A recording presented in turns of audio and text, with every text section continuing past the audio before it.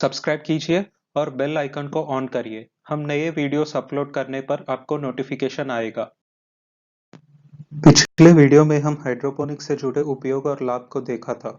इस वीडियो में हम हाइड्रोपोनिक्स की आवश्यकताओं के बारे में चर्चा करेंगे। पहले हम भारत की भूगोल विस्तारण और जनसंख्या के बारे में देखेंगे और जांचेंगे कि हाइड्रोपोनिक्स किन समस्याओं का समाधान बन सकता है। संयुक्त राष्ट्र ने भारत की आबादी साल 2020 के अंत में 138 करोड़ का अनुमान लगाया है।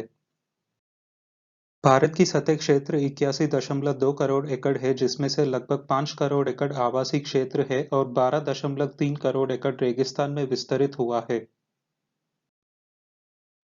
साल 2050 तक भारत की आबादी 155 करोड़ तक पहुंचेगा। इसका मतलब भारत सिर्फ एक साल में 2 लाख करोड़ टन की खाने का आवश्यकता है। इसके अलावा मांसाहारी भोजन, पालतू जानवर और अन्य घरेलू पशुओं की संख्या हमसे ज्यादा है और उनके खाने की आवश्यकता हमसे ज्यादा है।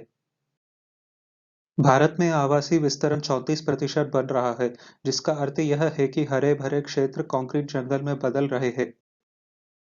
बढ़ते प्रदूषण केवल हमें ही प्रभावित नहीं करता है, बल्कि पौधों पर भी अधिक दबाव दिखाता है, जिससे फूल की उत्पत्ति में देरी और अनेक दुष्प्रभाव होते हैं।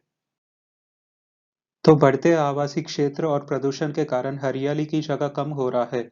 हम आवासीय विस्तारण को रोक नहीं सकते हैं, क्योंकि इससे हमारी देश की आर्थिक स्थिति बढ़ेगा, जिससे नए उद्योगों का उत्पन्न होगा।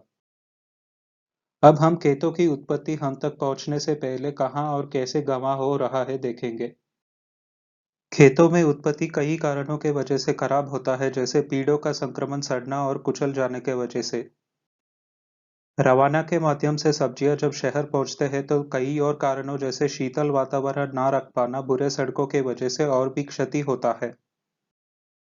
सुपरमार्केट और सब्जियों के विक्रेताओं से जब कम सब्जियां बिकते हैं तो वे उसे फेंक देते हैं। अंत में घर में भी कई वजहों से खाना फेंक देते हैं। तो वो हम हैं जो पहले 3 प्रकार के खाने का नुकसान, जो लगभग 40% का खर्च झेलते हैं।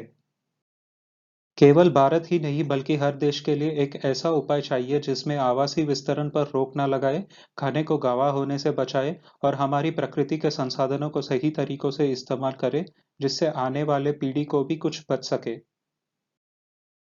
हमने जैसे पहले देखा है कि हमारे पास 12.3 करोड़ एकड़ की रेगिस्तान का जगह उपलब्ध है, जिससे हम ऑर्गेनिक खेती, पर्माकल्चर के विधानों को इस्तेमाल करके फिर से उपज कर सकते हैं। लेकिन इन प्रदेशों को दोबारा उपजाऊ लायक बनाने के लिए बहुत खर्चा और समय लगेगा। दूसरा उपाय, जिसमें देश के 5 करोड़ एकड़ की आवासीय क्षेत्र के छत को सब्जियां उगाने में इस्तेमाल कर सकते हैं। मतलब जो जगह हरियाली से आवासीय में बदला था, उसे दोबारा सब्जियां उगाने में उपयोग कर सकते हैं, जिससे शहर के लोग अपने शहर से ही उपज खरीद सकते हैं। अब इस छत के ऊपर हम किस प्रकार की खेती करेंगे?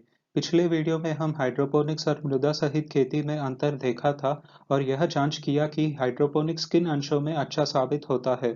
और आवासीय क्षेत्र जैसे कम जगहों पर हमें ज्यादा उत्पत्ति की आवश्यकता है, जिससे हाइड्रोपोनिक्स एक अच्छा उपाय साबित होता है।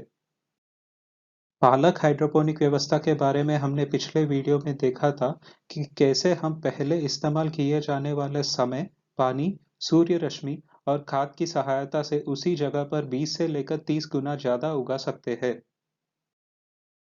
हैदराबाद जैसे बढ़ते शहर पर छत के ऊपर हाइड्रोपोनिक्स कैसे लागू कर सकते हैं, उदाहरण के तौर पे देखेंगे। हैदराबाद की आबादी 1 करोड़ है और लगभग 55,000 एकड़ छत की जगह उपलब्ध है। हैदराबाद को साल भर 12 लाख टन की सब्जियों का आवश्यकता है। 1 एकड़ में अगर अच्छी तरीके से हाइड्रोपोनिक खेती करने पर हमें साल भर 50 टन की उत्पत्ति मिल सकता है।